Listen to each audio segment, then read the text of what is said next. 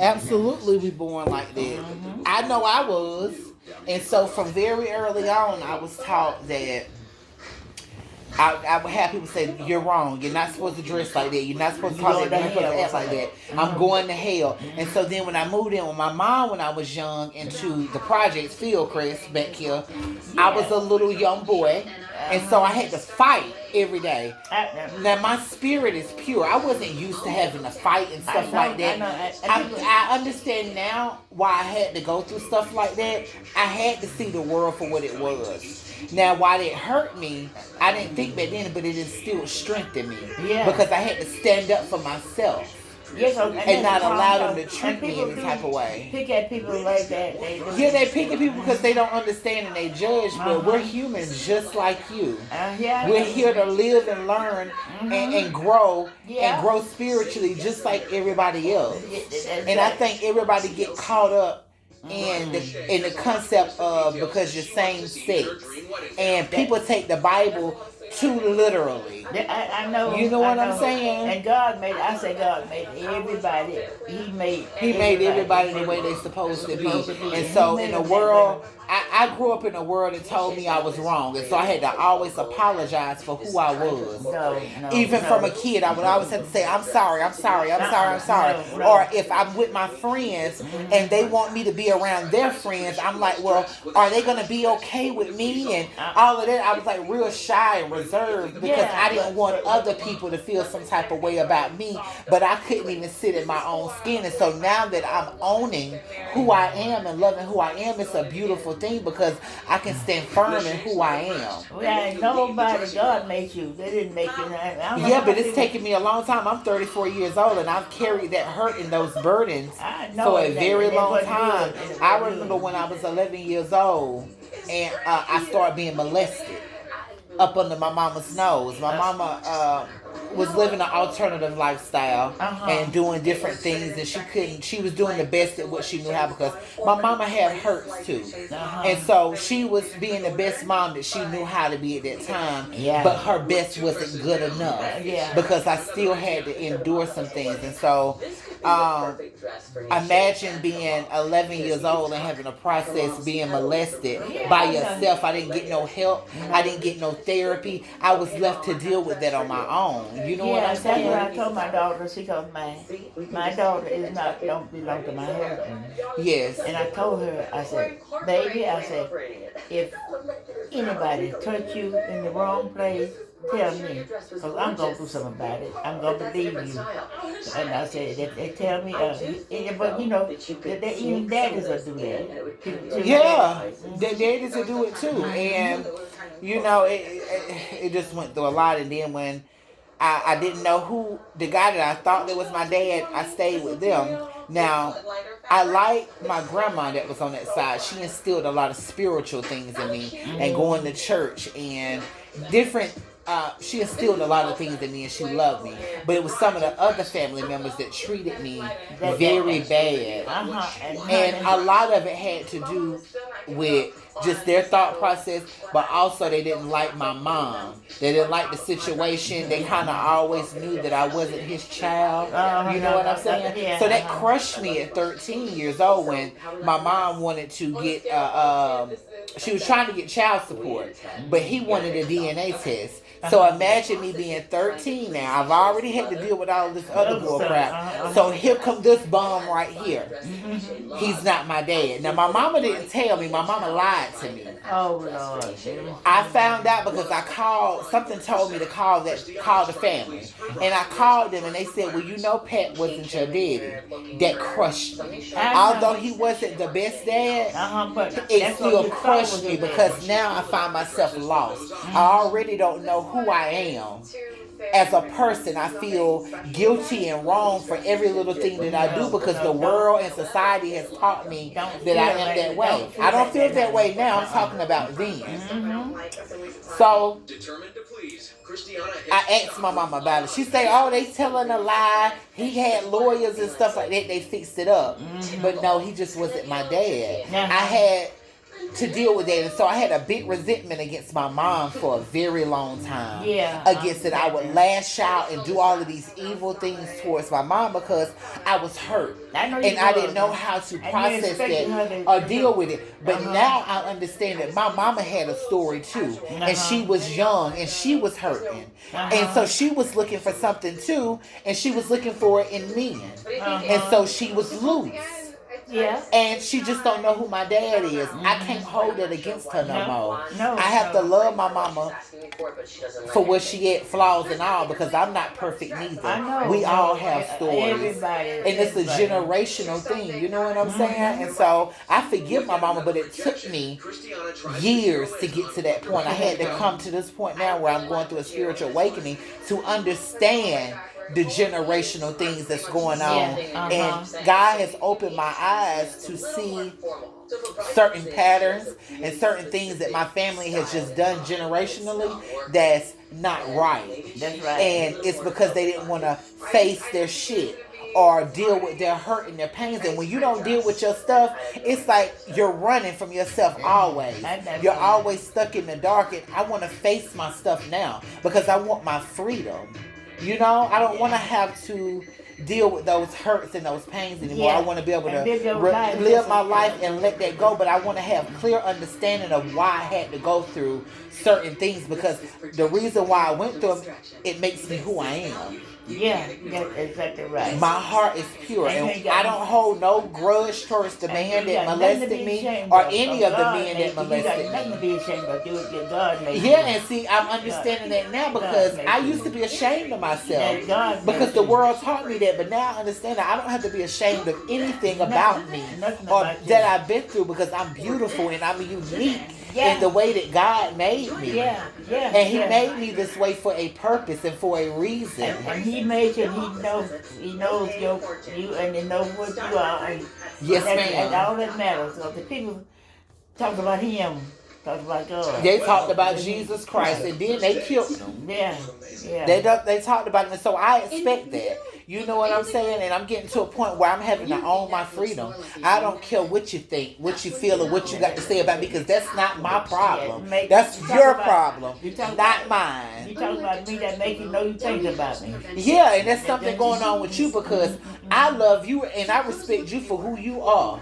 I don't misjudge you because you cheating on your wife or because you do drugs or whatever. I love you for who you are. Why can't I get the same thing in return? Love is the message always. And if you can remove that judgment first, then you can truly love a person. And I don't believe that you're truly living if you can't love everybody for who they are. Because God made us all. Absolutely.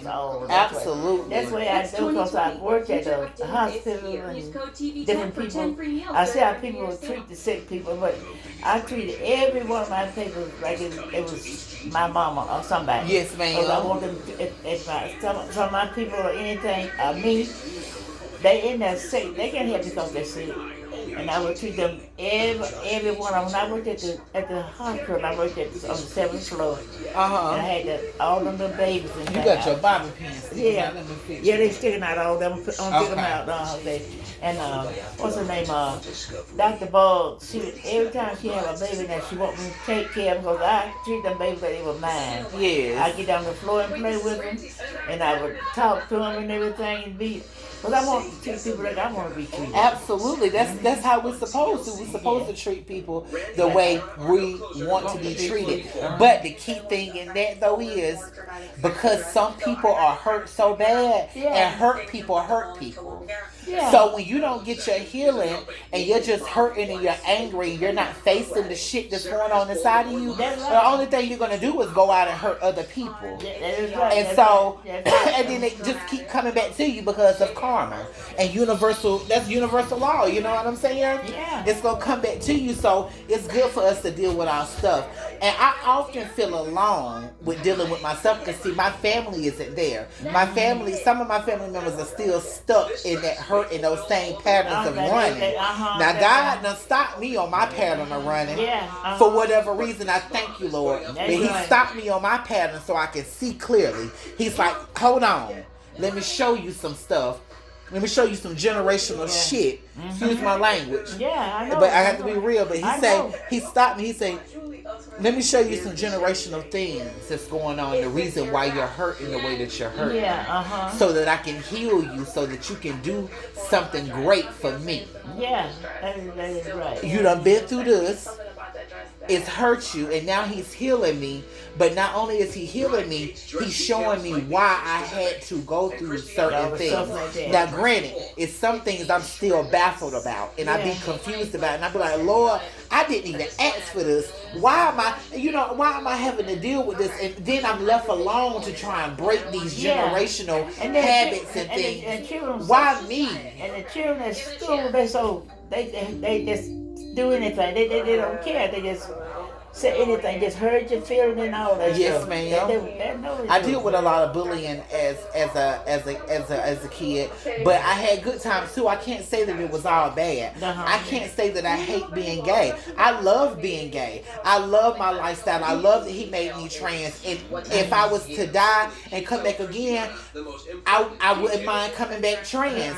But you tell you what, I am secure in that area of my life. I understand who I am and what I am. My best friend is gay, and me and him get along. He called me his home girl, but me and him get along just like that. He's my best friend, and he better than a lady friend or something like that. Yeah, because he's for real, you know. Yeah, I think people are afraid of what they don't understand. When they don't understand something, they fear it. That's what we're taught. You know what I'm saying? You're taught to fear what you don't understand. And I think that we all should just take a moment to try and be transparent. You don't have to agree to a person's lifestyle, but at least be respectful to them and understand that they are human beings just like you, that God has created to live their life just like you. Don't treat them badly. You know what I'm saying? Treat them the way you want to be treated. We all come short. Absolutely. Ain't nobody perfect. We all a work in progress. I don't care what age, what stage you at. We're all a work in progress. And we're all going to be living and learning as long as you're here every day. Yeah, I do believe that why I am the way I am. I always have been. I never want to hurt anybody's feelings. I never want to treat them any kind of way that I didn't want to be treated.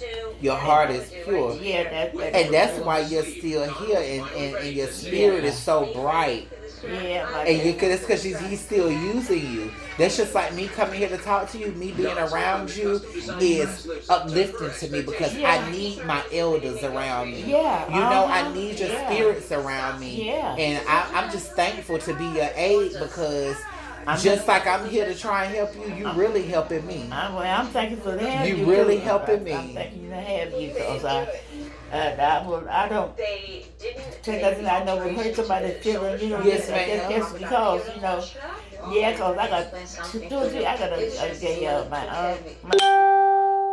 what's the name of niece is gay, but I don't treat her no different. I just love her to death, and she loves me to death. Just get along, just like she just but I think it's wrong for people to even just say something about that, because God made us all.